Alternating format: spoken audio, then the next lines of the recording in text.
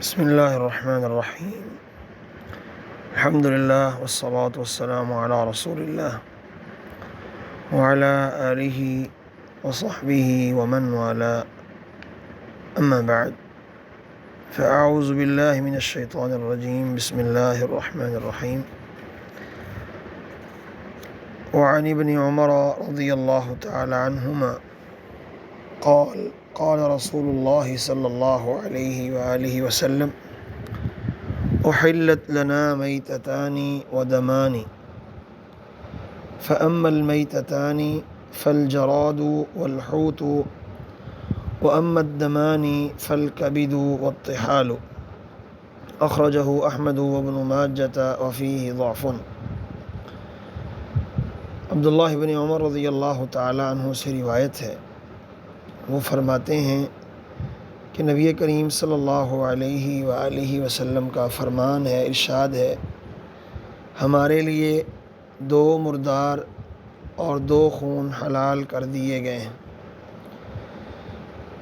اما المیتتانی، رہے 2 مردار جو ہمارے لیے حلال کیے گئے ہیں، ان میں سے ایک فالجراد، ٹڈی ہے، بعض اس کو ٹڈی کہتے ہیں اور بعض اس کو ٹڈی بول دیتے ہیں، والحوت، اور مچھلی ہے، وأما الدمان، اور رہے 2 خون، فالکبد، وہ کلیجی ہے، والطحال، اور تلی ہے۔ اس روایت کو امام احمد نے اور ابن ماجہ نے بیان کیا اور اس کی سند میں کچھ کمزوری ہے، ضعف ہے۔ اس حدیث کے اندر جو الفاظ آئے ہیں ان میں سے ایک ہے لفظ الجراد۔ جراد کا معنی، لغوی معنی، لفظی معنی، ٹڈی یا ٹڈی، اس کو دونوں طرح پڑھتے ہیں لوگ۔ یہ زمین پہ چلنے والا ایک چھوٹا سا جانور ہے جس کے پر بالکل سیدھے ہوتے ہیں۔ یہ زیادہ دور اڑ تو نہیں سکتا، البتہ کوئی چھلانگ لگا لیتا ہے تھوڑی سی۔ یہ اپنے شکل اور حجم کے اعتبار سے اس کے رنگ بھی الگ ہوتے ہیں، شکلیں بھی اس کی الگ ہو سکتی ہیں۔ یہ فصلیں کھاتا ہے، پھل کھاتا ہے، سبزہ کھاتا ہے، اور کھیتیوں اور باغوں پر حملہ ہو کے ان کا نقصان کرتا ہے۔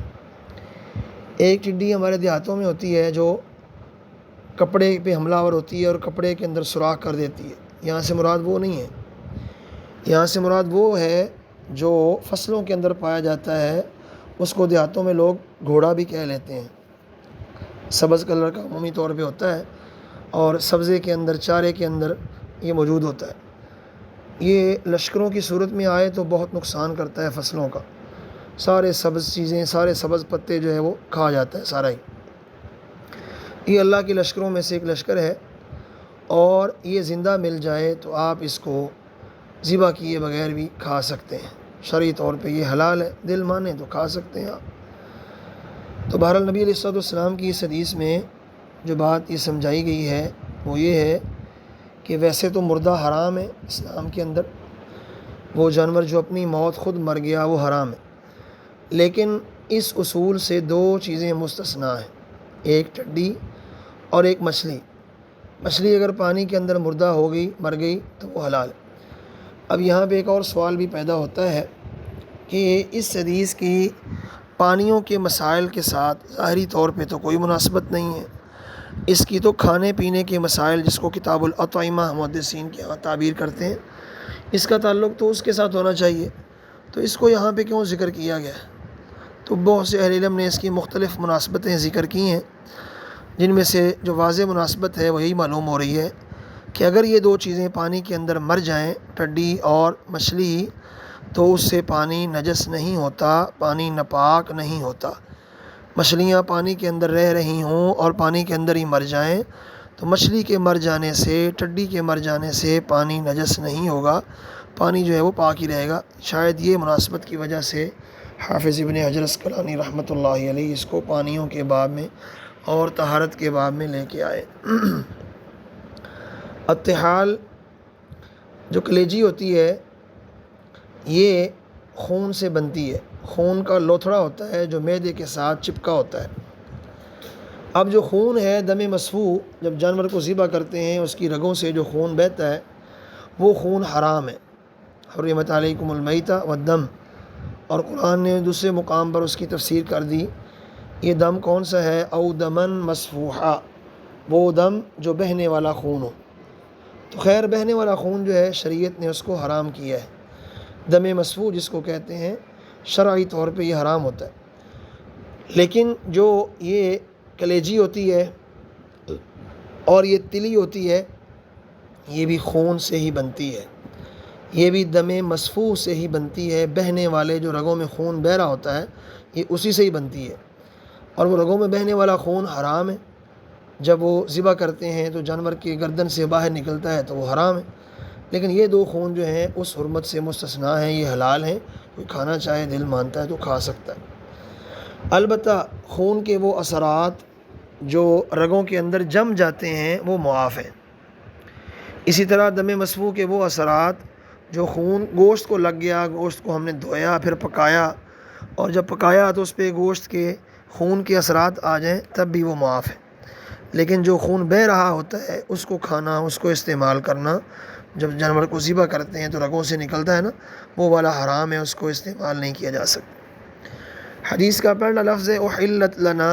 جب یہ لفظ بولا جائے احلت لنا، احل لنا، امرنا، نہینا، جب یہ کلمے اللہ کے پیغمبر صلی اللہ علیہ وسلم بولیں احلت لنا، ہمارے لیے حلال کیا گیا ہے، تو اس کا مطلب یہ ہوتا ہے کہ یہ حلال کرنے والی ذات جو ہے وہ اللہ تعالیٰ کی ذات ہے، اللہ تعالیٰ نے ہی اس کو حلال کیا ہے۔ جب نبی علیہ السلام کہیں کہ امرنا، ہمیں حکم دیا گیا، تو اس کا مطلب ہوتا ہے کہ حکم دینے والی ذات جو ہے وہ اللہ تعالیٰ کی۔ جب نبی علیہ السلام کہیں نہینا، ہمیں فلاں کام سے منع کر دیا گیا، تو اس کا مطلب ہوتا ہے کہ یہ اللہ تعالیٰ نے ہی ہمیں اس سے منع کیا ہے، کسی اور نے منع نہیں کیا۔ تو مردار اور خون ویسے تو حرام ہے، لیکن اس سے دو مردار مستثنیٰ ہیں اور خون سے دو خون مستثنیٰ ہیں۔ مرداروں میں مچھلی اور ٹڈی یہ مستثنیٰ ہیں، ٹھیک ہے، اور جو خون ہے اس میں سے تلی اور کلیجی یہ وغیرہ جو ہے وہ مستثنیٰ ہیں، یہ خون سے بنتی ہیں، لیکن بہرحال اس کے استعمال کرنا جائز ہے۔ حافظ ابن حجر نے اس روایت کو ضعیف قرار دیا، جبکہ محدثین کی ایک جماعت نے اس روایت کا موقوف ہونا صحیح قرار دیا ہے، اور صحابی کی ایسی بات جو عقل اور قیاس کی بنیاد پہ نہ کی جا سکتی ہو، وہ ایسے ہی ہوتا ہے جیسے اللہ کے پیغمبر علیہ السلام نے فرمایا ہو۔ محدثین کے یہاں اس کو حکمی مرفوع کہتے ہیں، مرفوع حکمی کہا جاتا ہے، تو یہ روایت مرفوع ہے۔ اس روایت سے ایک بات تو یہ ثابت ہوئی کہ چیزوں کو حلال اور حرام کرنے کا اختیار صرف اور صرف اللہ تعالیٰ کے پاس ہے۔ اللہ تعالیٰ کے علاوہ کسی بھی چیز کو حلال کرنے کا، حرام کرنے کا اختیار کسی بھی انسان اور کسی بھی نبی اور پیغمبر کے پاس بھی نہیں ہے۔ پیغمبر اللہ کی طرف سے خبر دے سکتا ہے، اپنی طرف سے کوئی شے پیغمبر جو ہے وہ حلال حرام نہیں کر سکتا۔ ہاں اللہ تعالیٰ نبی کو بتائیں کہ فلاں چیز حلال ہے تو نبی علیہ السلام بتا دیں حدیث کے ذریعے، تو ٹھیک ہے۔ اپنے پاس سے نبی علیہ السلام کسی چیز کو حلال نہیں کر سکتے، نہ حرام کر سکتے۔ قرآن مجید میں ہے، اللہ فرماتے ہیں یا ایھا النبی لما تحرم ما احل اللہ لک، اے ہمارے پیارے پیغمبر صلی اللہ علیہ وسلم، جو اللہ نے آپ کے لیے چیز حلال کی ہے آپ اس کو اپنے اوپر حرام کیوں کرتے ہیں؟ یہاں اللہ تعالیٰ اپنے پیغمبر کو ڈانٹ رہے ہیں، گویا کہ جو میں نے حلال کی ہے آپ اس کو حرام کرتے کیوں ہیں؟ اسی طرح صحیح مسلم کے اندر ایک روایت موجود ہے 565 نمبر پہ کہ نبی کریم صلی اللہ علیہ وسلم نے لوگوں کو کچا لہسن اور کچا پیاز کھا کے آنے سے مسجد میں منع کر دیا۔ اب لوگوں میں یہ بات مشہور ہو گئی کہ جی یہ دو سبزیاں حرام کر دی گئی ہیں، پیاز بھی نہیں کھا سکتے ہو، لہسن بھی نہیں کھا سکتے۔ جب نبی علیہ السلام کو یہ بات پہنچی کہ لوگ یہ سمجھنے لگ گئے ہیں، تو آپ نے فرمایا لوگوں، اللہ کی حلال کردہ چیز کو حرام کرنے کا اختیار میرے پاس نہیں ہے۔ یہ صحیح مسلم کی واضح حدیث ہے۔ تو یہ بتا رہی ہے کہ نبی علیہ السلام اللہ کی اجازت کے بغیر، اللہ کے حکم کے بغیر، اللہ کے پیغمبر علیہ السلام اپنی مرضی سے، اللہ کے حکم، اللہ کی اجازت کے بغیر اپنی مرضی سے نبی علیہ السلام نہ کسی چیز کو حلال ٹھہرا سکتے ہیں اور نہ نبی علیہ السلام کسی چیز کو حرام ٹھہرا سکتے ہیں۔ ٹڈی جو ہے یا ٹڈی کہہ لیں، جو بھی کہہ لیں، اس کو ذبح کیے بغیر بھی مر جائے، یا آپ اس کو زندہ ہی آگ میں پھینک دیں تاکہ یہ بھن جائے، ابلتے ہوئے پانی میں ڈال دیں مر جائے، تو وہ حلال ہوگی۔ مردہ ہونے کے باوجود یہ حلال ہے، یہی حدیث بتا رہی ہے، ٹھیک ہے۔ تو اس کو اللہ کے نبی علیہ الصلوۃ والسلام نے حلال قرار دے دیا۔ اب سوال یہ پیدا ہوتا ہے کہ عام جانور اگر اپنی موت مر جائیں تو وہ حرام ہوتے ہیں، جیسے بکری اپنی موت مر جائے، بکرا مر جائے، چھترا مر جائے، دمبا مر جائے، گائے مر جائے، بھینس مر جائے، اپنی موت مر جائے تو وہ حرام ہوتے ہیں۔ یہ جو ٹڈی ہے یا ٹڈی ہے یہ حلال کیوں ہوتی ہے اپنی موت آپ مرنے کے باوجود؟ یہ ایک سوال پیدا ہوتا ہے۔ تو اہل علم نے اس کا جواب یہ دیا کہ چونکہ اس ٹڈی کے اندر خون نہیں ہوتا، ہماری رگوں میں جو خون دوڑتا ہے جس کو دم مسفوح کہتے ہیں، وہ خون اس ٹڈی کے اندر موجود نہیں ہوتا، جس کی وجہ سے اللہ تعالیٰ نے اس کو حلال قرار دیا۔